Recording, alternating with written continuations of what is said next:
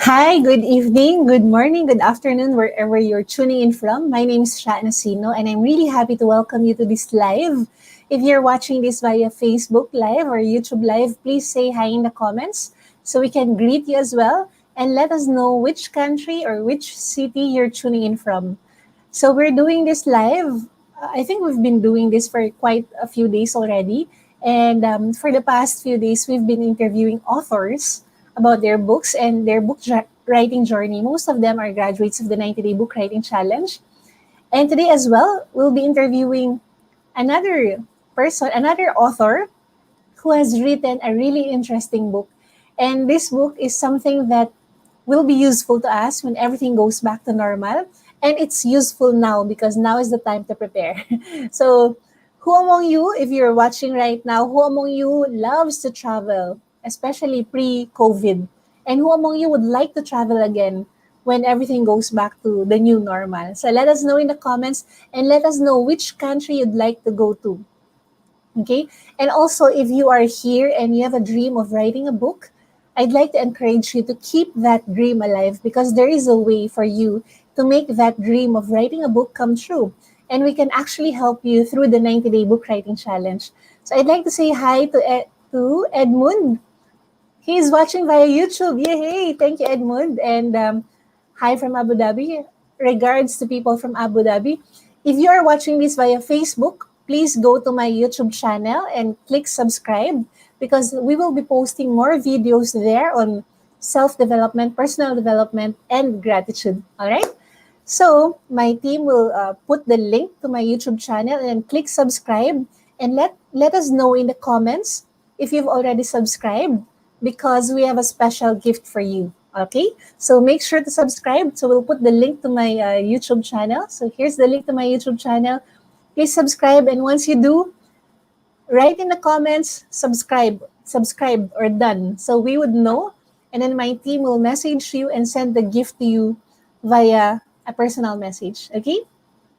All right. So now I'll introduce to you our guest speaker. This our guest speaker is a genius. Okay. He is a Lean Six Sigma Master Black Belt. He helps people and businesses improve their process in terms of quality, cost, and timeliness. He has adopted a digital nomad lifestyle and has backpacked across Europe 5 times. He wants to share his experience to help Filipinos to achieve their European backpacking adventure. So he was also a schoolmate in University of the Philippines, Diliman, and I think he is also a graduate. He is a graduate of Philippine Science High School, Pisay. So I told you he's a genius. I'm not from Pisay. He is from Pisay. Okay, so today we'll talk about backpacking in Europe for third world passport holders. So if you're from the Philippines or from a country that is considered as third world, how can you backpack in Europe, especially when everything goes back to normal again? So I'm so pleased to welcome to this live Jodl Gayatin. Hi, Jodl. Hi, Sha. Good evening. How's my connection? Perfect. Good evening, Jodl, and Happy New Year as well. Oh, thank you. Yes, it's 2020, so I decided to really have a different hair color look for now. So how do you call that color? Blonde or I think it's blonde because my brother challenged me because it's 2020, you're not getting out. Maybe now's the time to experiment. So, well, here we go. and then and now you're seeing we have a viewer from Abu Dhabi. So you're not going out, but you're seen from the Yeah. different parts of the country and the world as well. And I think it looks good on you. Oh, thank you, Sha. You're so kind. You're welcome. So Judil, what are you most grateful for right now? Well, first of all, Sha, I'm really, really grateful for this amazing opportunity to share something which I'm really, really passionate about, which is traveling. But we do understand actually that now is not a good time to travel. But I'm still thankful because I had these memories and still long forward for this pandemic to be over so that we could travel again. There's so many things I'm really thankful for. The second one is I'm thankful that we're still able to get to work, especially if your work is remote. So it just so happened that my work is remote, so I'm able to still continue my job, and I continue to get engaged with my friends and people. And I know that these are tough times because I'm pretty sure a lot of us would probably be yearning to travel, to go out. I think I'm stuck here actually in the province for the past, I think, 9 months now. But Mm-hmm. the way I frame it, actually, it's also a good opportunity to recharge and get connected with your loved ones, and actually to plan, because hopefully when this Right. the new normal resumes, we can go out there again. That's Right. it. And I think you're in a beautiful place. I would see some of your photos on Facebook, and it's really close to nature. So, wow, what a beautiful place to be stuck in. Yes, yes, yes, definitely. I'm so blessed. So, backpacking in Europe. So, before I ask you why backpack, can you tell us a bit about your experience backpacking in Europe and how it led you to write your book, Backpacking in Europe? Well, that's a great a story. That's a great question, Sha. Actually, why I wrote this book. Initially, at first, I just wanted to tick off an item off my bucket list, that, to become an author. But when I joined your 90-day book writing challenge, you shared a very interesting perspective.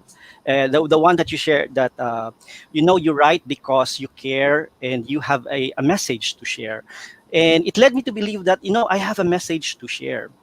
And let me just tell you a short story. Um, I was doing my second backpacking trip. That was in 2012. So I've been visiting the cities, Paris, Prague, Vienna, and I've been posting from time to time photos in my Facebook. Um, so my sister sent me a message, and told me, you know what? Why are you only posting a handful of photos? Why don't you post more photos? And I said, I don't want to flood my Facebook with all these photos from these cities. And then she told me, you know what? I won't be able to visit those places in my lifetime. So Mm-hmm. post as many pictures as you can, because I Right. am living vicariously through you. And the way she said that, there was some sort of resignation that although she would love to visit these places, she won't be able to do so. And she was resigned to that fact. And that made me sad, Mm-hmm. because I thought that if you actually would love to do it, if you can save for it and plan for it correctly, you can do it. So I wrote this book because I have a message to share. And Yeah. that message is, even if you are a third world passport holder or a Filipino, you know, even with a shoestring budget, you can backpack across Europe. So I wrote that book to share these Wow. tips to fellow Filipinos. And even if, in case they won't be able to travel, it's as if they've traveled already because of the stories that you shared there, right? Yes, yes. Mhm. Actually, it's more on the tips. There were just a few of the stories, but hopefully in the next book, I'll share more of the stories I've experienced in Europe.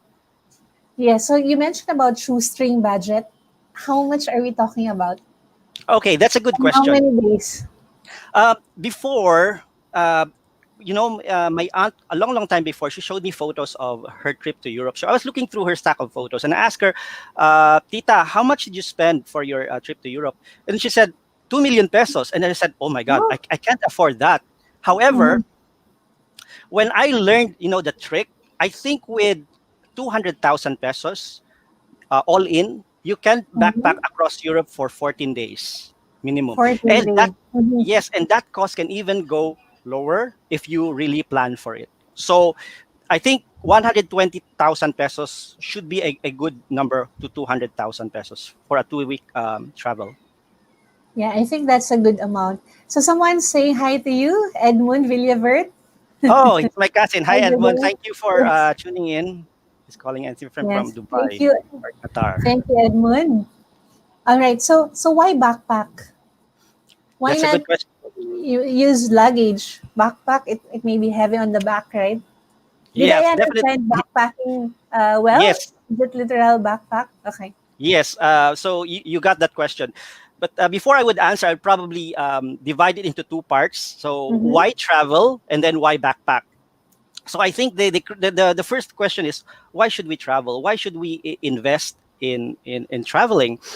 And I always refer to actually a famous quote by Saint Augustine. I really love this quote, Uh-huh. that the world is a book, and those who don't travel read only a single page. So I Mm. really encourage people to travel, because when you travel, it opens your eyes, your heart, and your mind to the different things out there. You'll be exposed to different people, different Right. cultures, and different lifestyle. So it's really a good investment why you should travel. And at the same time, I think it makes your life interesting. I mean, don't you wish someday when you're, talking to your children or grandchildren, tell them your adventures when you went to see the Mona Lisa in Paris, or the time that you did the Camino de Santiago, is a pilgrimage where you walk every day for 20 kilometers. I think these are very interesting stories, and they make your life interesting. And I think it's worth the investment. So Yep. I think if you're still not convinced, I think you should, because after this pandemic, you should invest in traveling. Mm-hmm. And but there's the question, well, Jodel, traveling is expensive. Well, there's actually the option, and that's why backpacking is a cheaper alternative. It is a form of traveling wherein you stuff all the items that you need in just one Mm-hmm. backpack, Mm-hmm. and you move from one place to another, and you just stay in a hostel, and that's it. You drive your costs down, but at the same time, you get to experience this. So that's it. You should travel, and you should travel by backpacking. Yeah, I remember when I went to Europe in 2011. So we attended the World Youth Day in Madrid, Spain. Hmm. So we were supposed to meet up. So the flight I think was at night. And then we were supposed to meet up. I think about 6 or 7 hours prior to the flight. So I was just using a backpack Okay. because we were supposed to backpack during the World Youth Day. Hmm. But then it was so heavy. I went back home to get my luggage. Oh, well, So you can. What do you it's mean back. went back home? You I went. back to I your went back hotel? because we just met in a friend's place in my Ah, house okay. first, and then we'll have a program first. We'll have a despedida first before we go to the airport. Before we all go to the airport. So since I had enough time, and I felt like my backpack was too heavy, I Okay. went back home. I got my luggage and transferred all my things to my luggage. So Ah, is backpacking applicable to women like me? oh yes, definitely. Definitely, I've met a lot of travelers, women. They're Mhm. carrying backpacks, and I think there's a way. You only carry your backpack when you move from one city to another, and European cities are actually backpacker friendly. Mhm. Sometimes you can do a day trip to a city, like what I did. My recent in 2018, I did a side tour to Zagreb, Croatia. So it was only for one day. So what I did is I deposited my backpack in the train station. So they Mhm. have a locker there. You just pay a fee for the number of hours that you store your luggage. Then you can roam Oh. around the city. So it's very very convenient if you have a backpack. Yeah, and it sounds adventurous too, right? Yes, definitely. I really really encourage you to be adventurous and go out there. Yeah. So how do you plan your backpacking to Europe? Okay. So it's a great question. I think what I've written actually in the book, you only need probably three things when you want to plan for this European backpacking adventure. So assume, let's say that this pandemic is over, probably a year, and you're Mhm. now planning to do that European backpacking adventure. What comes to my mind are three things. The first one is definitely money. Definitely, you need the money to Yes. to buy the plane tickets, to book hostel, sorry. And then the second one is actually for third world passport holders or for Filipinos is the visa. You may have Mhm. the money, but if you don't have the visa, I mean, you can't just book Yes. a plane ticket to Europe. So you need that visa. And the third thing is actually guts. So you need to build this courage. And I really encourage you to, when you backpack, you travel solo.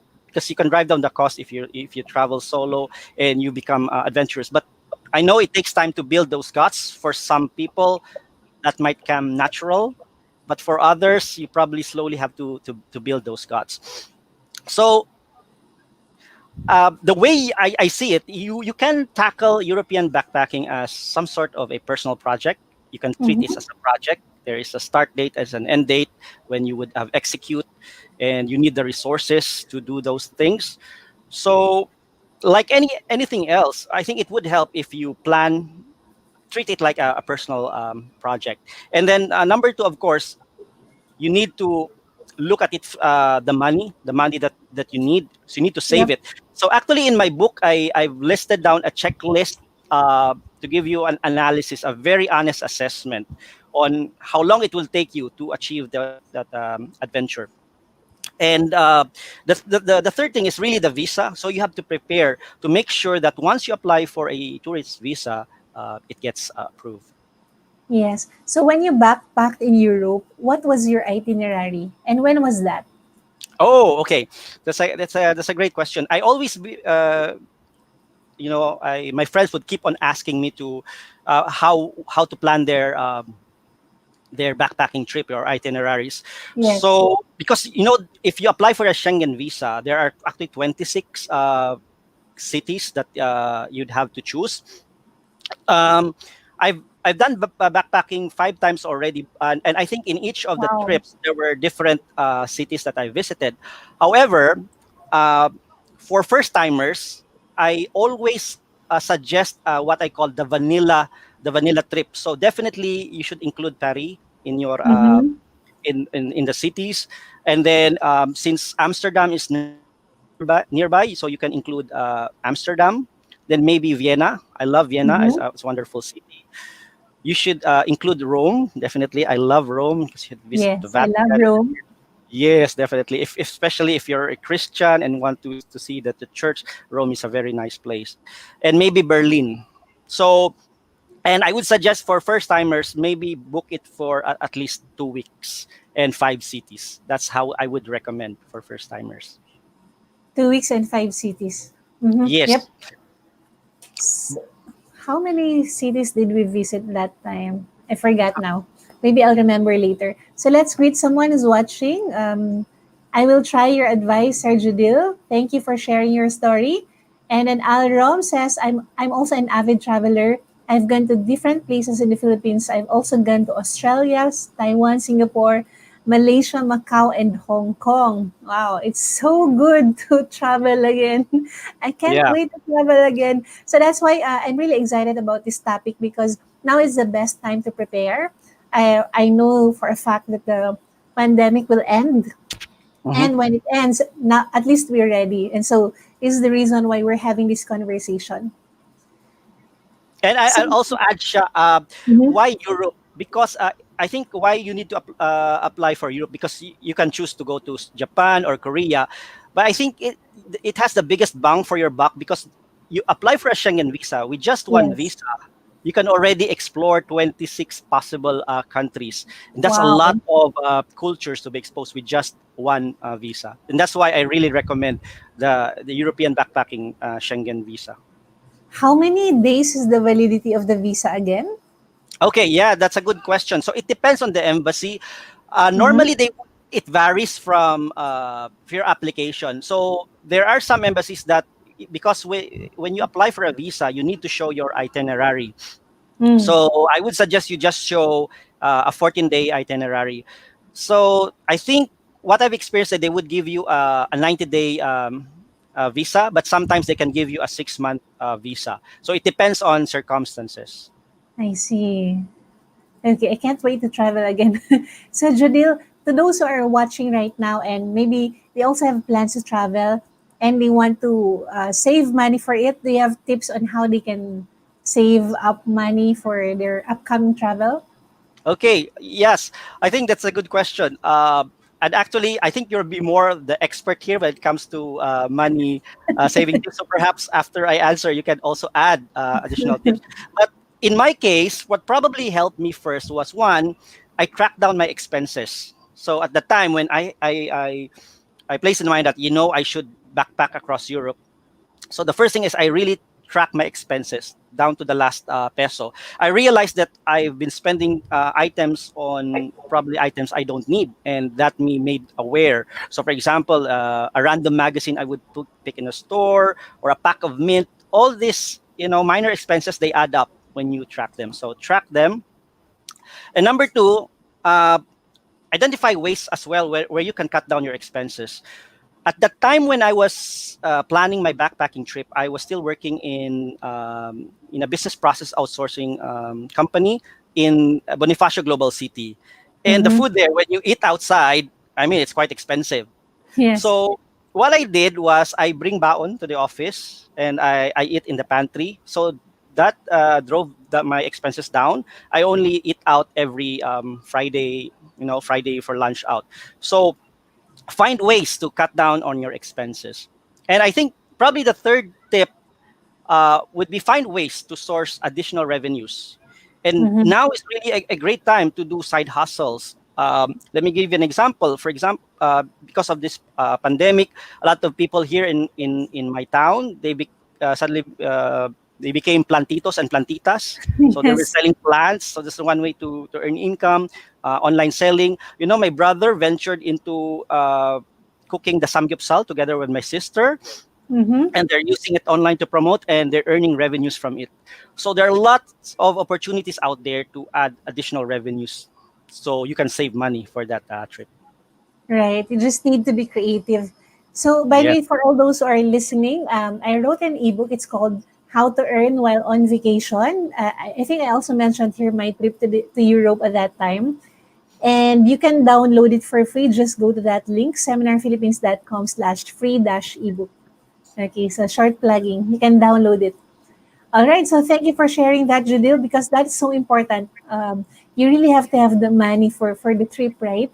So when you were traveling, did you already buy the tickets going from one city to another, or was that via plane, or was that via train or bus? Okay, so it's actually a bit tricky because uh, it's a chicken and egg thing, because you don't want to spend money and then Mm-hmm. suddenly your visa gets rejected, Mm-hmm. right? Because you've spent already money. So a tip that I always share to people who are planning this trip is first book it through a travel agency, because the Okay. agency will make some reservations first with the airlines. They will Mm-hmm. make some bookings with the hotels, because you would need this information when you apply for a visa. Right. Okay, so the moment that the visa gets approved, so that's the time that you purchase those tickets, and then book the hotels that you would want. So I guess the best response is course it through a travel agency. Travel So you're agency at you. So you don't need to buy right away. It can just be yes. reserved in the meantime. Yes, and you can also adjust your because sometimes once the visa is approved, Mm-hmm. there's a window, and sometimes there are last minute changes. And when you look at the ticket prices, moving it by just 3 days will probably will cause the ticket prices to go down. So Yes. it gives you that flexibility to Right. book. So how about when you hop from one city to another within Europe? Is that via train or via bus? Okay, good question. I also get asked questions like this.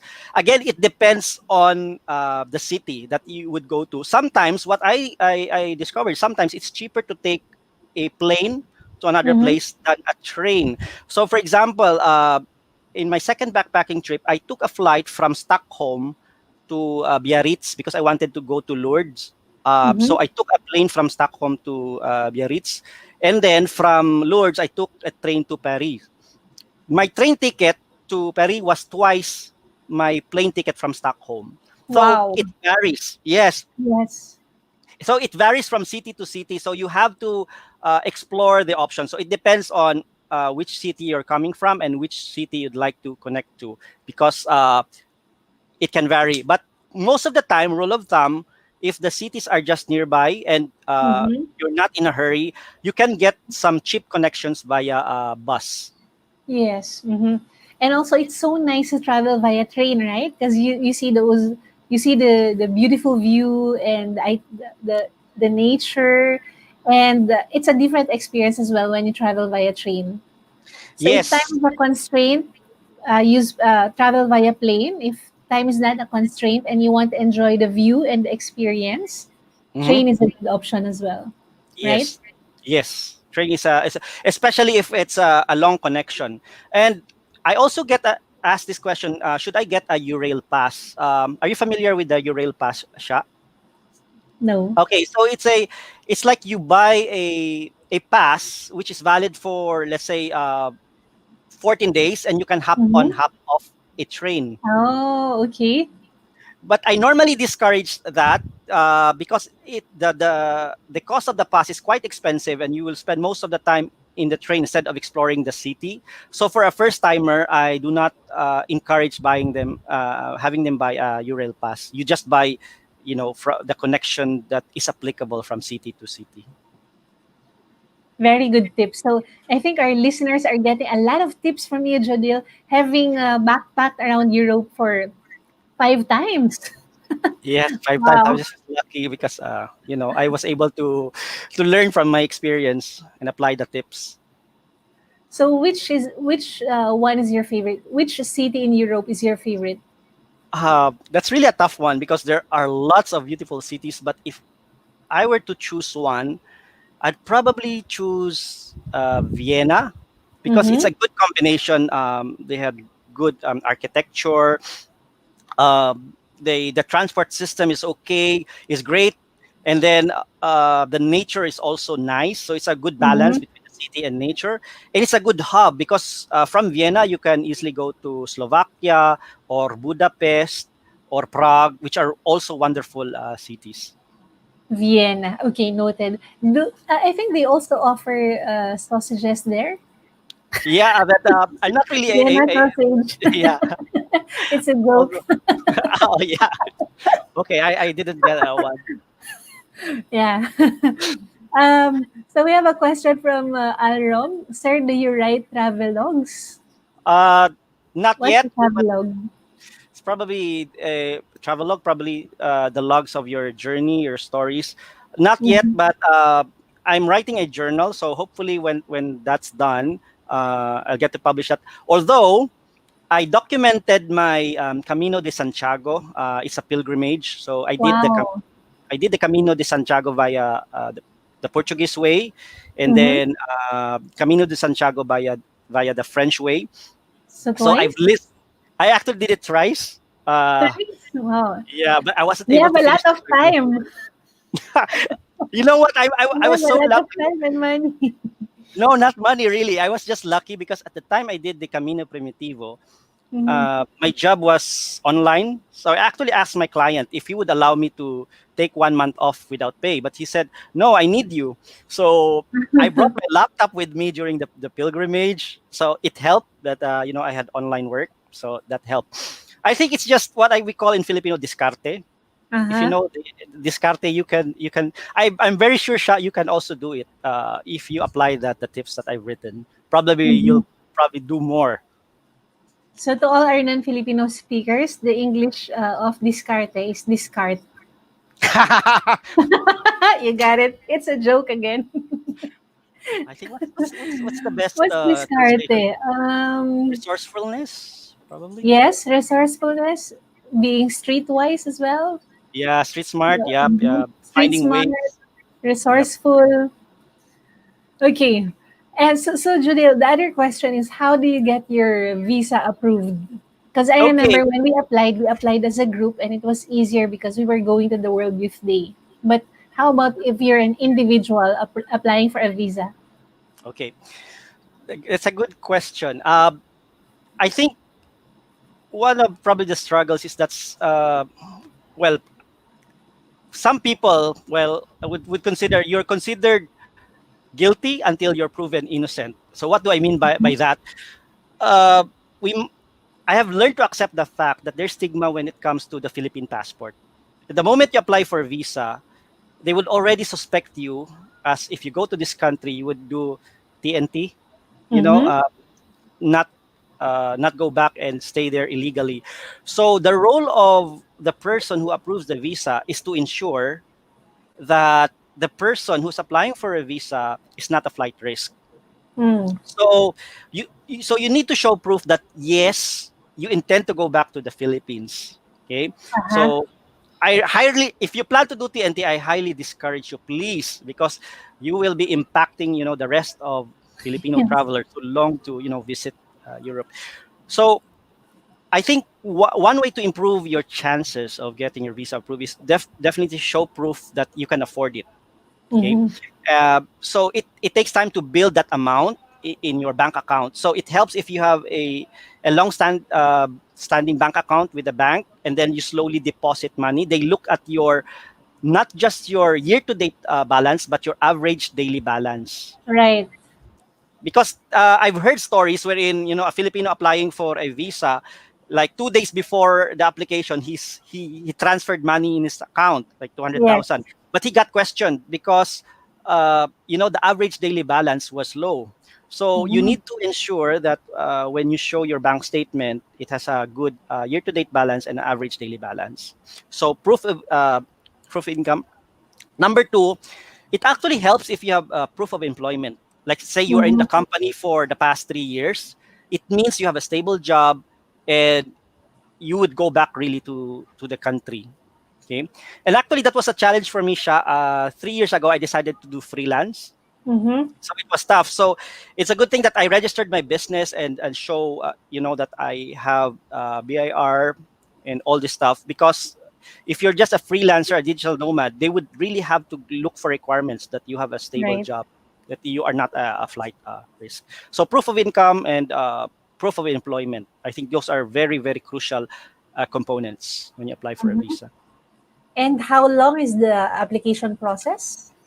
I think if I recall, it's normally 3 months prior to the trip that you would plan to. So again, it Uh-huh. depends on the schedule. So you can talk to your travel agency, and they look at the window, and they will say, "Sir, when do you plan to travel?" So let's say you say September. So we need to lodge in your application by July. So actually, if you Mm. plan to lodge your application by July, that gives you time to build, the daily balance that you have for your Yes. proof of income. So that's a really good tip because at least we need to plan 3 months in advance, right? Yes, yes. I can't remember now. Was there an interview for the visa application? Pretty much like the US visa? Yes, they conduct a visa interview. They would ask you the typical questions. What's your purpose? When Mm-hmm. do you plan to come back? All these things, because they want to assess the candidate, whether the candidate is a flight risk. But one thing that helps, to get your visa approved, if you have previous trips already, like if, for example, you've flown to Singapore, flown to Mm-hmm. Japan, and came back to the country, then you become more credible, because it shows that when they look at your travel history, you show proof that you are not a flight risk. Yes. You've been traveling. We have great questions here from Alrom.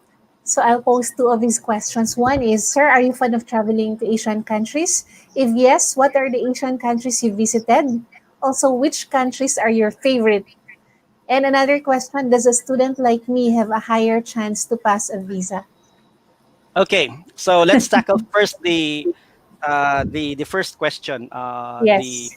Asian countries. I suddenly, my favorite Asian country is Thailand. In Uh-huh. fact, last year I've been to Thailand like 9 times. Uh, Whoa. some of this because of work, actually, because Mm. the client I'm currently supporting, sometimes we hold a face-to-face meeting in Bangkok twice a year, so I'd go there. But the other thing is, I love the digital nomad community there in Chiang Mai. Mm-hmm. So I get to interact with like-minded people, people who are on the go, and then their work is online. So I was able to finish my book because I go to Chiang Mai. I love the vibe there, the atmosphere, and it's relatively cheap, actually. That's why I love Chiang Mai. It's relatively cheap. So Chiang Mai is part of Thailand, and the food is great. So if there's one country that you guys should visit, it's definitely Thailand. I've never been to Thailand. Okay, Oh my no God, you sense. should. You should go to Bangkok and then Mhm. Chiang Mai. You know the vibe that we have in UP Diliman. So many Yes. trees along the University Avenue. That's Chiang Mai, the city with the Oh, trees. So I love the vibe of that place. nice. So, Okay, in terms of Asian country, it's Thailand for you. Thailand. How about Yep. in Europe? City or country in Europe? So city, I've answered it's Vienna. But if there's one country I'm particularly fond of, it's actually Spain. I love Spain Spain, okay. oh, because uh, each city in Spain has its own feature. Like Uh-huh. Barcelona, you go to Granada, they have a different church architecture. You do the Camino de Santiago up to the Santiago de Compostela. So I love Spain, and I love the food of the Spanish food. I love the Spanish tapas. So I like the paella, the croquetas. Oh, my mouth is watering right now as I recall this food. Yeah. Wow. And so what did you so I remember my trip to Spain, but I'd like to ask you first, what did you observe amongst Spaniards? So we're Oh, in the Philippines, and all the Filipinos, we were conquered by the Spaniards for 333 years. So how yes. did you feel while you were in Spain, especially for the first time? Uh, I actually love the Spanish people. They're pretty much laid back. In fact, Mhm. they have this concept of siesta. So everything stops actually from 2 o'clock to 5 o'clock. So coming from a Lean Six Sigma background, I find that a bit inefficient. You have 3 hours of rest period. So they Mhm. have this siesta. They're some sort of a laid back aspect, and maybe it's probably because of the weather. Because sometimes in summer it's really really hot there. I Yeah. guess that's probably the reason. Um, a funny story is that I have three names, Sha. So my name is also Uh-huh. Jodl Ignacio, and Okay. I really Ignacio is the name of my father, and for quite some time I have not been using my third name. But when I went to Spain and showed them my passport, when they looked at my third name, Ignacio, sí, es un nombre español. So, so in Spain they call me Mm. Nacho Mhm. because of the Ignacio, and they felt that I had a connection with them when I tell them that, because my name is Spanish because we've been colonized by Spain and we have a lot of Spanish words in Tagalog. So Mhm. that really starts the conversation, establishes the connection with Mm. Spaniards. Nice. And I also remember I was so surprised with what they serve for breakfast in Spanish, Oh, in Spain. oh, what 'Cause, did you eat? Churros? so World Youth Day in Madrid, right? And they were Yeah. serving breakfast. You know what they served? What? Hot chocolate, Oh, yeah. and then chocolate croissant. Yeah. And then there's another dip for chocolate dip for the croissant. So it's all chocolate in the morning. That's why I love Spain. I Ah, feel a deep sense of connection, not just because of chocolate, but also because I feel like there's a connection. Maybe because they were the ones who introduced Christianity in the Philippines, Catholicism. So yes. there's a bit of connection, and even the people. I felt like they are my ancestors for some reason. Mm. Uh-huh. Yes, yes, definitely. It's funny because one time I went to Salamanca, so it's a city up north of Madrid. I was there alone, and then I just went to a bar, and then I met a group of friends, and they welcomed me like one of their own, like one of their friends. So it's really easy to make friends with Spanish people. I love Spain. Yes, I love Spain too. But of course, to our listeners, there are parts of Spain wherein you have to be really careful because there are pickpocketers. For example, Barcelona.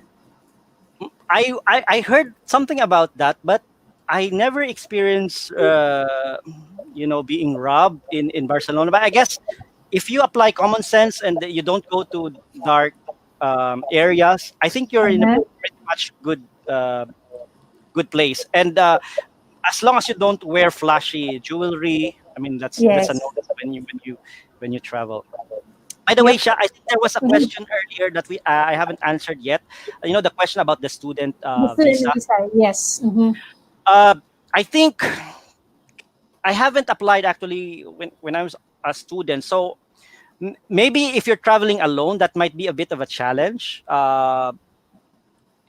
because you need to show proof that you are able to afford. So unless you have a guardian that can vouch for you, or you can show your bank statement that you can afford this travel, I guess having a student visa for now might be a bit of having a visa for a student will be a bit of a challenge if you don't have an adult companion.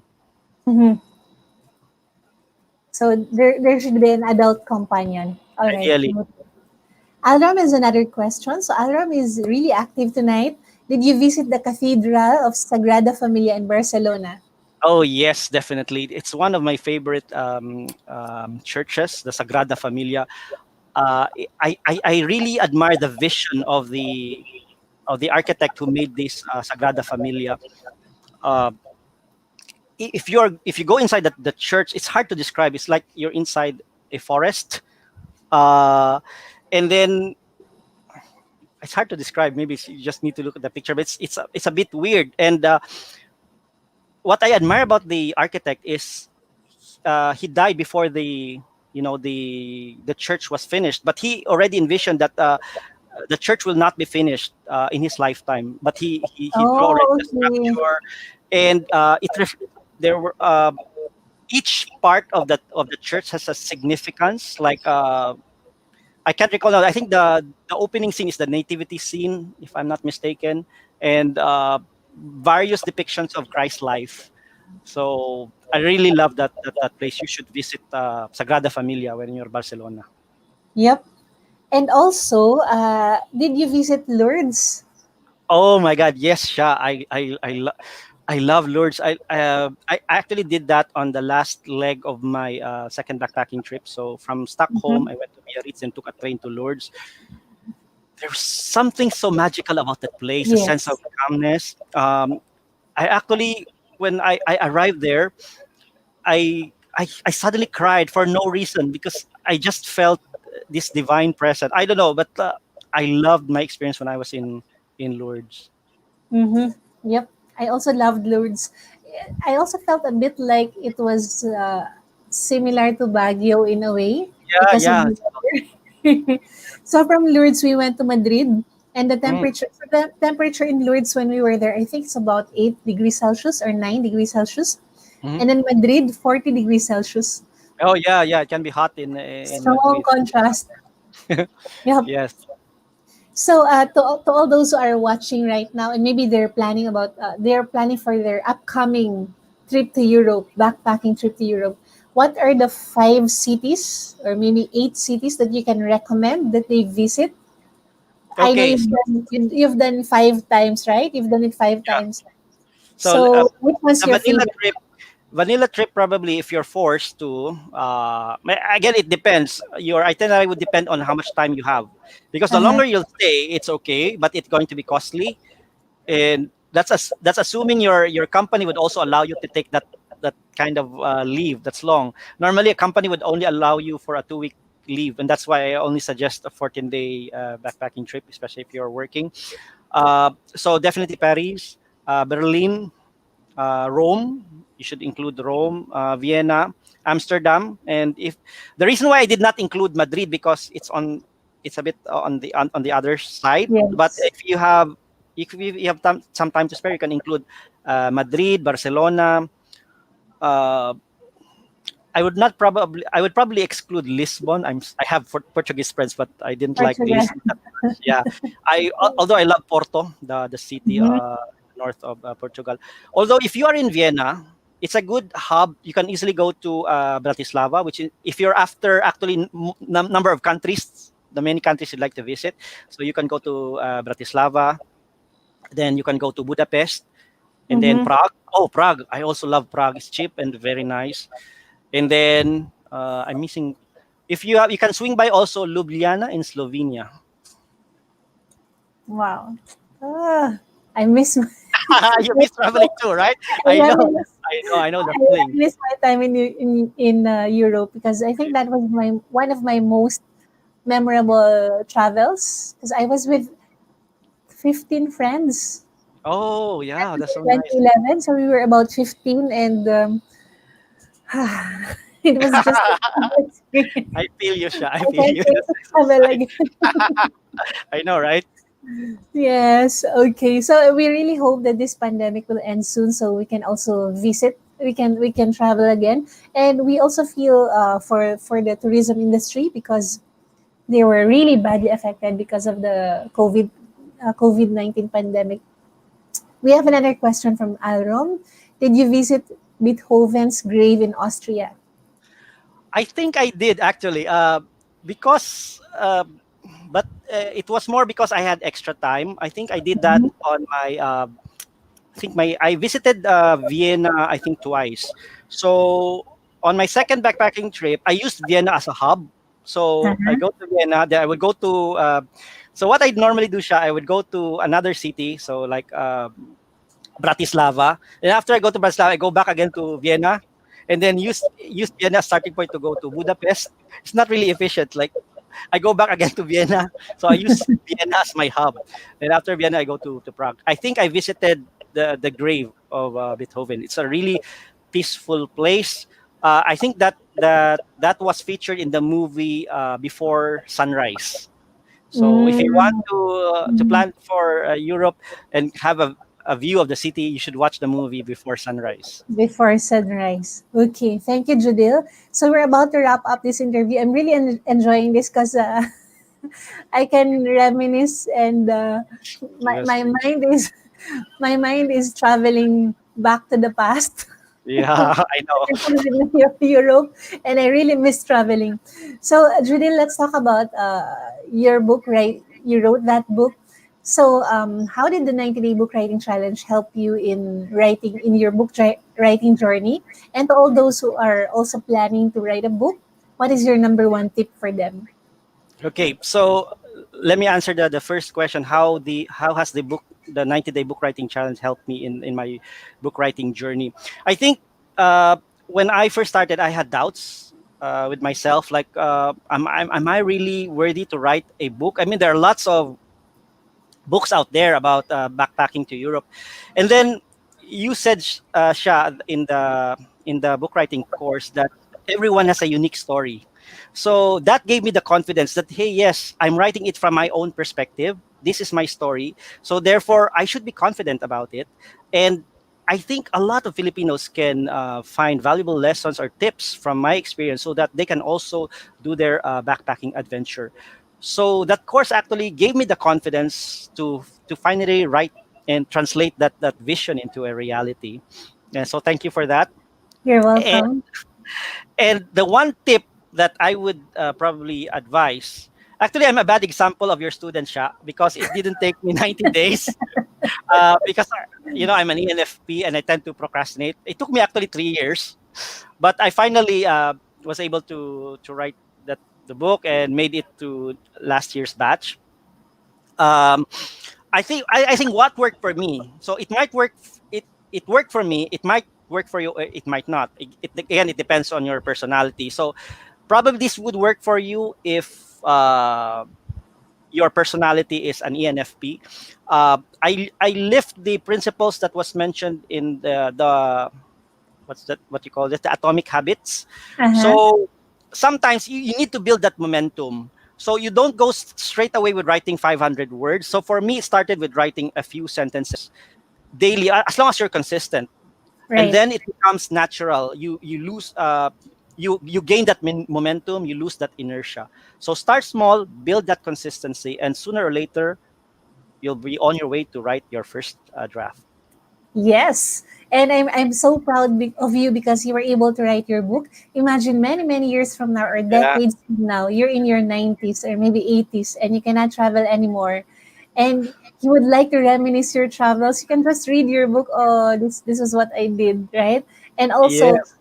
many decades later, when you have your children, grandchildren, and maybe great grandchildren. So by that time, you're already in heaven, and your great grandchildren would wonder, what did my great grandfather do in his 30s or 20s or 40s, and they can just read your book. So Yes, it's your yes. It's a legacy. legacy that you can leave to your loved ones. Yes. You know, I I'm thinking if I did that, if I would have documented all my travels, that would have been really good either via writing a book or via vlogs. That would be really really good, right? So Definitely, yes. that's a tip for us. We can still prepare for all those who want to travel after this pandemic ends and when the new better normal resumes. We can document. We can write a book about it, or vlog about it, or blog about it. Yes, Okay. definitely. It's something to look forward to, Sha. Yes. So thank you so much, Jodl. If people would like to get in touch with you or buy your book, how can they reach you? Okay, so right now my books are only available in Cebu City, but they can contact me through my website, www.jodlgayatin.com, or you can also access my Facebook page, FB Jodl Gayatin. And I'll be happy to answer all your questions. Yes. So here's the link. Thanks to my team, Kim, for being so efficient. Yeah, Thank you have you a for great day. this.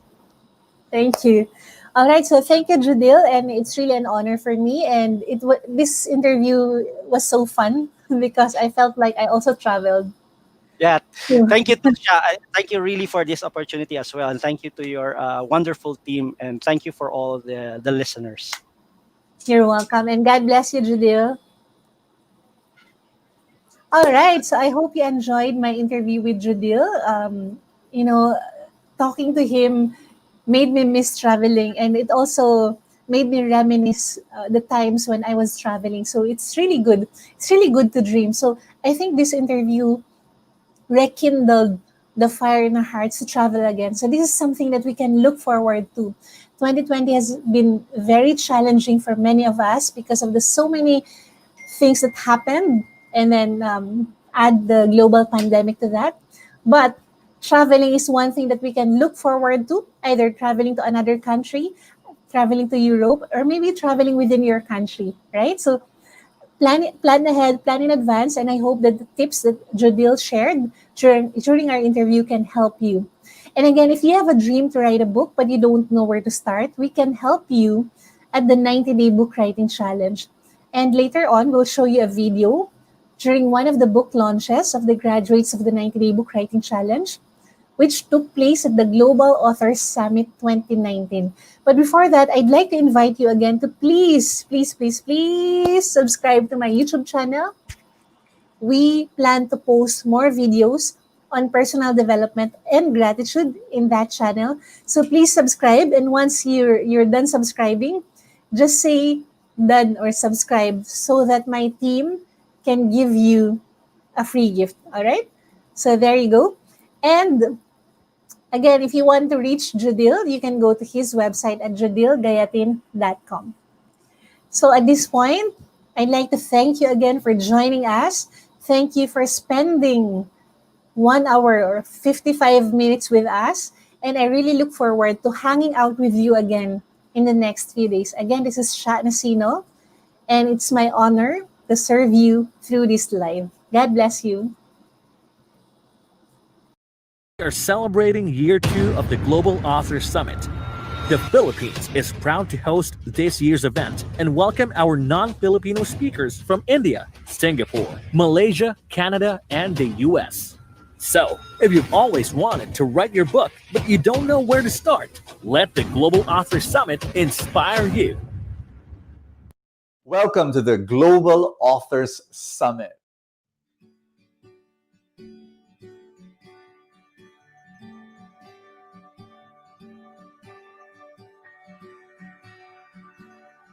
Do you trust yourself that you can write the book? Do you trust God that He has planted a seed in your heart and that if you only water it and let it grow and nurture it, you can write your book also? Momo here wants to be successful. You can be greater. And because you are pursuing being greater, one day I believe you can do great things for people around you.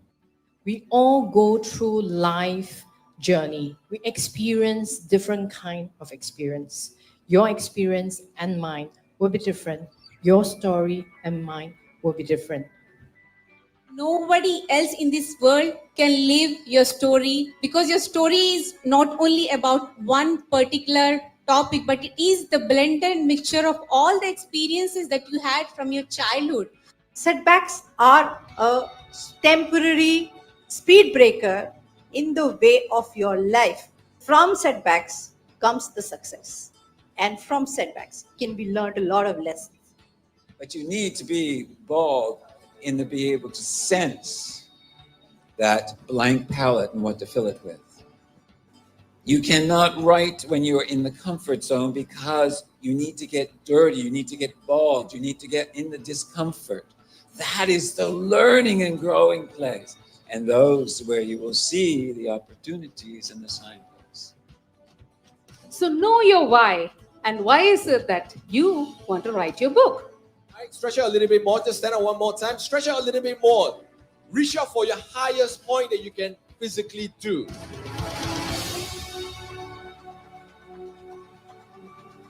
"90 days commitment."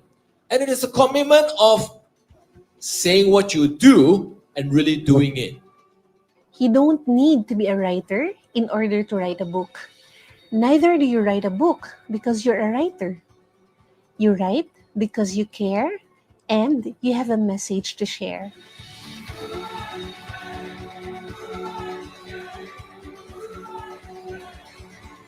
Don't let anyone tell you that you cannot do something that you want to do. If you need someone to believe in you, let me be that person. Let me coach you through the 90-day book writing challenge. I'm not a writer. I've written a book even if I'm a person with disability. Nothing is impossible. If you have a message to share, then you can write a book. Right what is wrong, I can sing just in a song. I'd like to leave you with one message. If you believe you can write a book, then you can write a book. Because again, if you can write a sentence, then you can write a book. Can I see a raise of hands here? Who among you here can write a sentence? Then all of you can write a book. This is Sha Nacino, and God bless everyone.